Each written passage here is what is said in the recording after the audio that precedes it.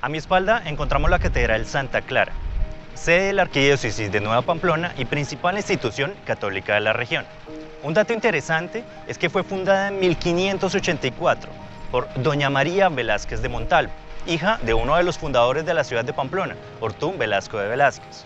Esta edificación fue construida en piedra y tiene unos detalles estilísticos, como el escudo de San Francisco y las armas papales.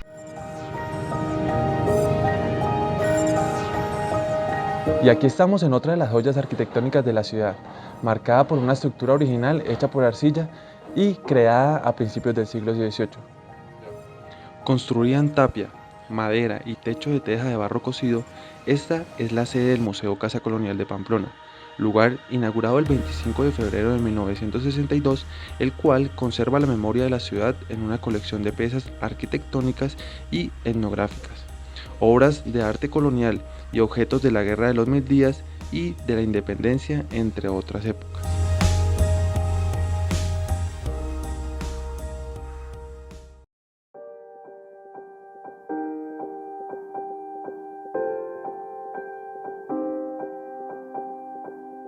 Lamentablemente, los centros históricos suelen entrar en un proceso de deterioro físico, causado por el crecimiento económico o desvalorización generada por la salida de sus residentes habituales, dando paso a la llegada de empresas y comercio, desplazando las zonas y modificando el uso de estas edificaciones de manera indiscriminada.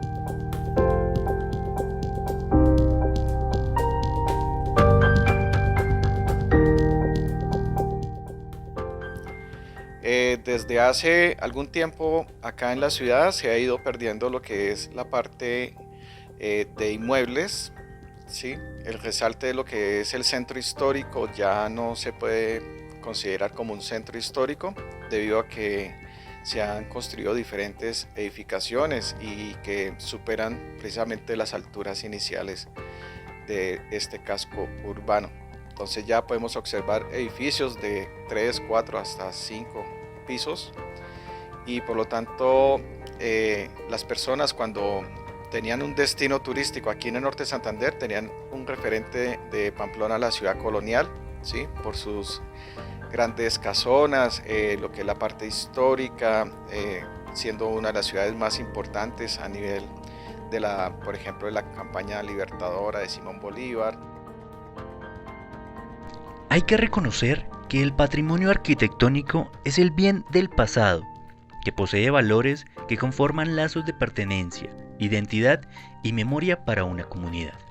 Pamplona guarda una historia y en ella hay edificaciones que recuerdan, que poseen memorias, las cuales hay que preservar.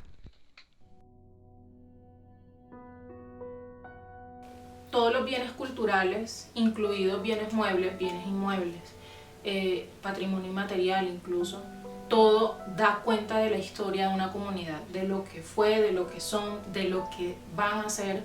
Digamos que uno no puede proyectarse hacia el futuro si no conoce la historia, ¿no? Si no conoce su propia historia.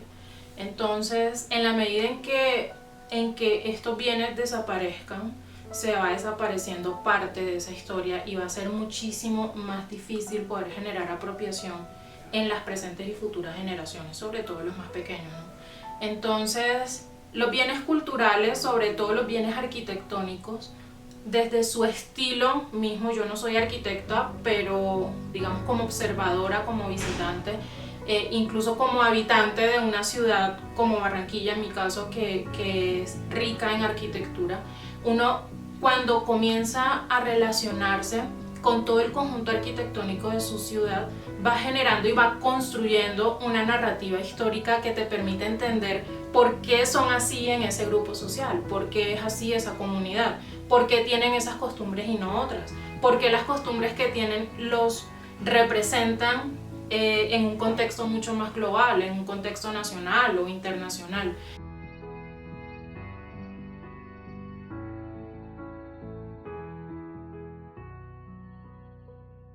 Todos los países, las ciudades y las comunidades que en su momento tuvieron presencia de los españoles en época de colonización tienen unas características específicas aun cuando el estilo arquitectónico sea el mismo.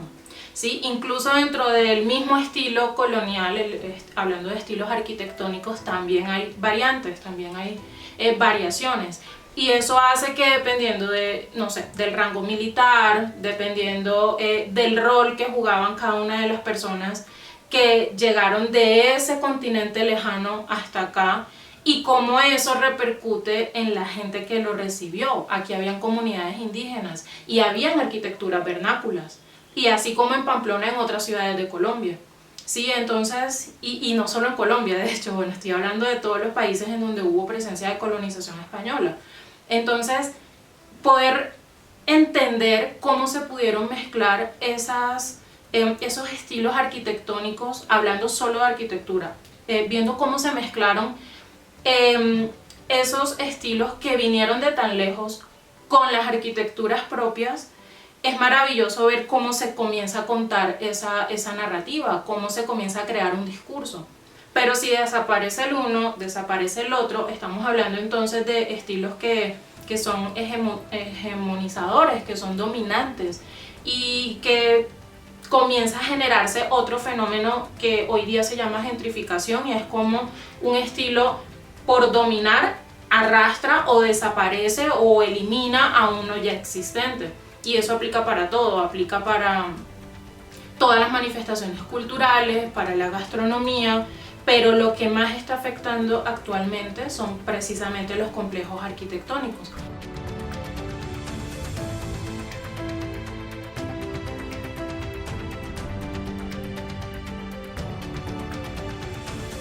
Considero que dentro de las diferentes normativas que deben tener cada administración municipal, es una de ellas, yo creo, que conservar la parte histórica, teniendo en cuenta la importancia de la ciudad de Pamplona.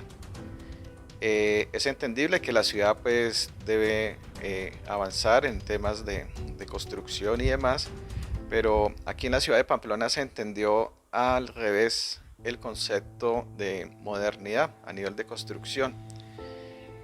¿Por qué? Porque iniciaron desde el centro hacia las afueras, ¿sí?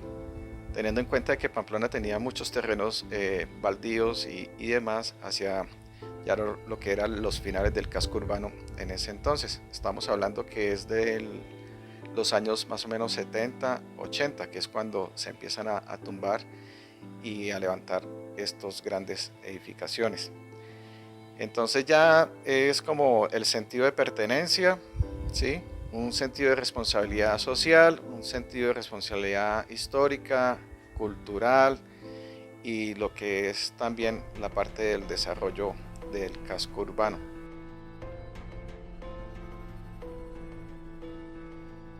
Y vemos entonces cosas como en el Parque Central, por ejemplo. Tú me hablabas qué día entre la Casa Águeda y la otra Casa de los Balcones que está en el Parque Central. Actualmente hay un edificio que rompe totalmente con la armonía arquitectónica, y eso hace que haya un choque cultural y un choque identitario, porque entonces no se trata de que no se puedan traer nuevos estilos, se trata de a costa de qué estamos trayendo nuevos estilos, ¿sí? O sea, digamos que todos los centros históricos de todas las ciudades deberían respetarse, y para eso hablábamos hace un momento, para eso deberían estar otros espacios de la ciudad que no rompa con esa armonía y que no genere un choque identitario. Y afortunadamente pues han respetado las partes exteriores de las casas, y no todas, porque hay muchas casas que no debían tumbarlas, pero aquí nunca se hizo caso, porque eso da dinero. Un proyecto de esos da el dinero al municipio y a los que lo hacen y a los que los hacen, sí, todos. De todas formas, pues hay que defender, yo digo defender lo que queda, eso ya es patrimonio cultural y yo creo que no le pase nada. Un ejemplo, vamos a la Casa Águeda, la Casa del Sena, la Casa de la UDES, esta parte del club, lo que queda, porque todavía queda aquí. Cabe resaltar que el deterioro del patrimonio cultural de la ciudad de Pamplona ha ido en aumento, donde más del 40% de los bienes patrimoniales han sido demolidos, lo cual ha provocado que este se convierta en un municipio lleno de estructuras sin función cultural, provocando que cada año Pamplona pase a ser de un sitio histórico del nororiente del país a un lugar cuya identidad quede en el olvido.